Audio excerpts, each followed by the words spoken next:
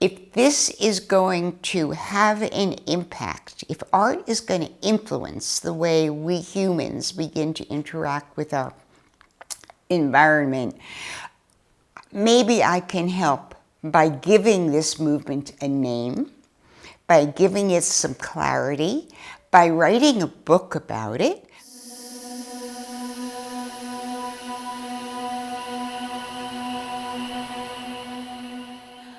Hi, my name is Linda WEINDTRAUB. I have been involved in contemporary art for a very long time, as my gray hair shows you.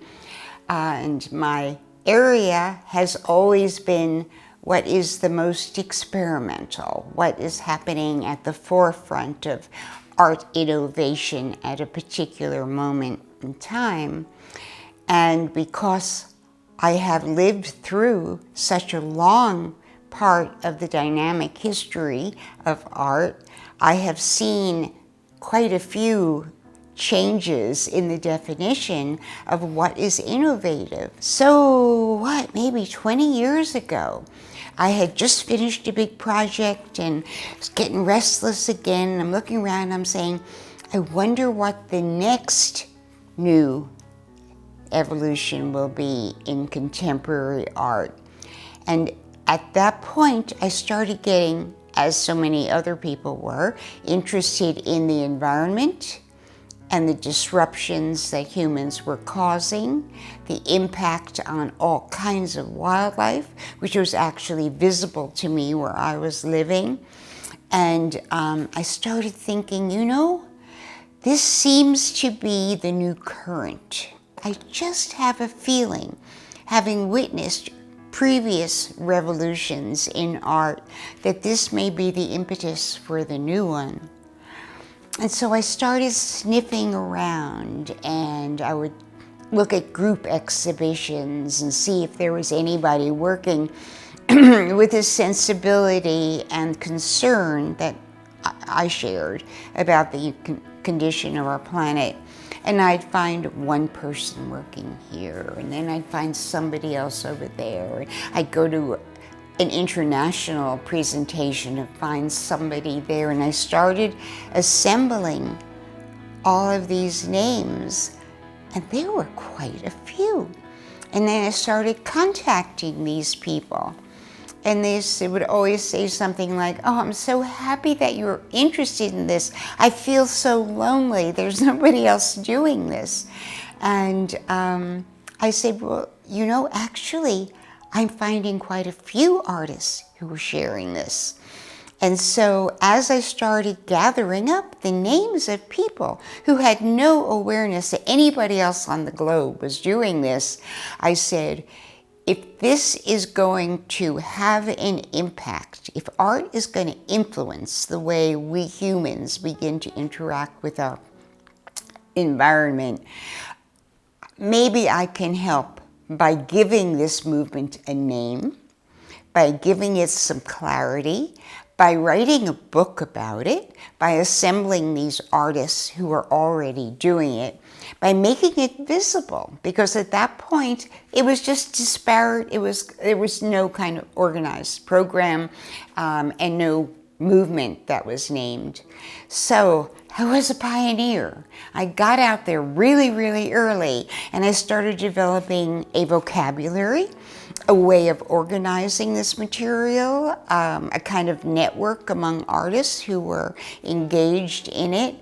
And I wrote the first eco-art textbook, that is first and only, because what I was finding as I was looking around was this huge quantity of information that was so amorphous and overwhelming. And I said, you know, I have to just take some time out of my life as my duty to humanity and to art to see if I can help nudge this movement into awareness.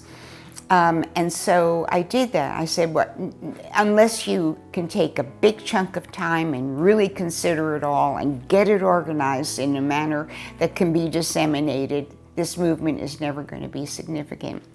So I did that.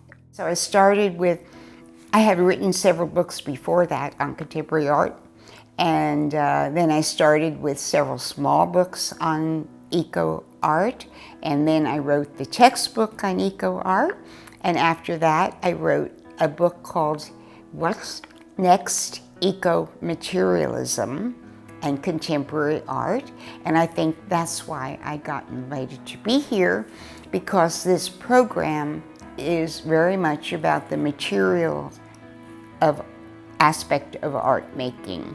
I was interested in the sustainability of artist practices as the beginning of artists' interactions with the material world in an ecological manner. I came with a certain mission, and that was to acknowledge the importance of being really conscious of the source of our materials and the nature of the waste products and the longevity of the effect of what we were doing. But beyond that, to see it in a holistic way and to consider what is humanity's relationship to the material world right now. Why are we careless? Where is our attention going? And so much of our attention is mediated and taking place through technology. And that diverts us from any engagement with the material world. So as I was thinking about the need to consider humanity's basic dependence on the material world and the way our culture has evolved to really neglect that, I discovered, guess what? There is this philosophical movement called neo-materialism that emerged, and it was spurred by philosophers who felt exactly what I was feeling. So this movement in art that I'm now hoping to promote is bolstered by the academics, the intellectuals, who are also acknowledging the fact that life in the 21st century has been so diverted from direct physical and emotional connection with the materiality of our planet that we can be neglectful. So unless we reverse that, we may never be good stewards of the environment. So my workshops and my lecture all were based on hoping to introduce these students to the joy of sensual involvement and to acknowledge the fact that their individual bodies, yours, mine, have an effect on the physical world. And it's an effect that we can be neglectful of, or we can cultivate and nurture in a positive way. The other part of my life that I haven't mentioned when I got engaged with the issue of environmentalism is that I wanted to incorporate it into my daily life practice. And so I established a permaculture center in New York State, and I raised all my own food, and we did a cycling of water, and took a very holistic and wholesome approach to how to sustain ourselves as a family. And it was a very demanding and rewarding lifestyle. This is the only other permaculture facility that I think has the vitality that is inherent as a potential in that approach. Permaculture is not just a technique, it's not just a way of doing design. It's a way of allowing humans to engage in an intimate way with the really essential aspects of what the planet can offer and what we can do to nurture its capacity to offer that to us.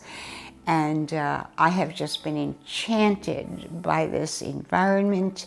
It is bursting with vitality, and I think students who have the privilege of coming here can't help but absorb that kind of creative energy.